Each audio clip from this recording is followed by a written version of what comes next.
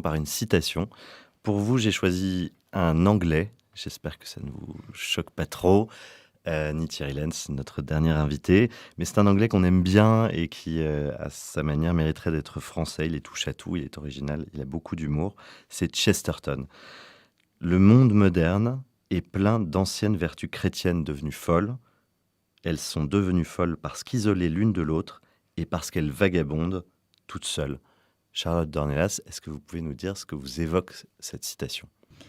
Déjà, je vous remercie de l'avoir cité en entier et correctement, parce que souvent on cite Chesterton en déformant sa phrase et en lui faisant dire autre chose. On peut parfois déformer des propos tout en disant la même chose, et là c'est pas le cas parce qu'on parle souvent des idées chrétiennes devenues folles de Chesterton. Or, lui parle des vertus d'abord, et des vertus chrétiennes, et il dit qu'elles sont devenues folles à force d'être désordonnées.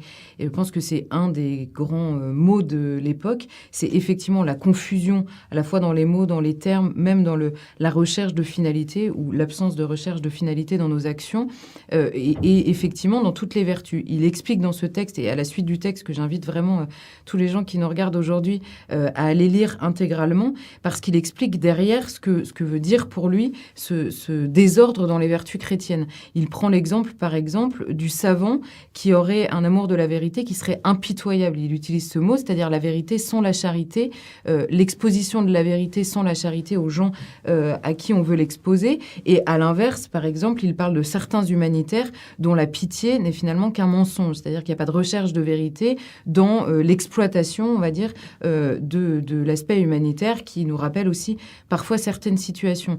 Donc c'est effectivement quelque chose qui est très intéressant pour analyser le désordre, effectivement, même de notre rapport à la réalité aujourd'hui.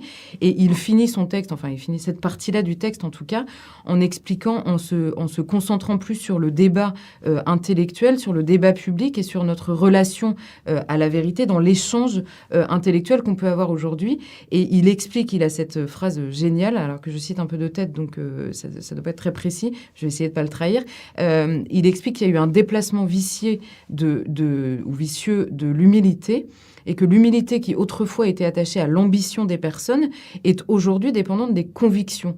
Qu'est-ce que ça veut dire ? C'est que autrefois l'homme, enfin autrefois, dans les années qui nous précèdent, l'homme faisait peser l'humilité sur sa propre ambition, mais savait que la vérité qui était extérieure à lui, elle ne bougeait pas. Or, aujourd'hui, c'est exactement l'inverse. On ne doute plus de nous-mêmes, mais on doute en permanence de ses convictions, c'est-à-dire de son attachement ou de sa progression vers la vérité, et in fine de la vérité elle-même.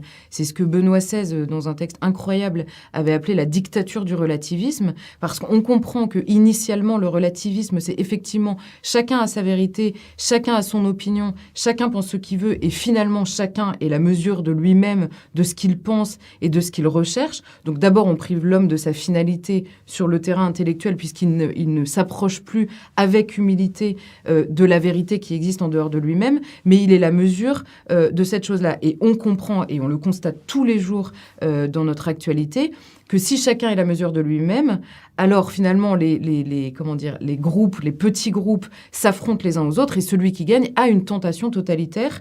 Donc, d'où l'utilisation du mot dictature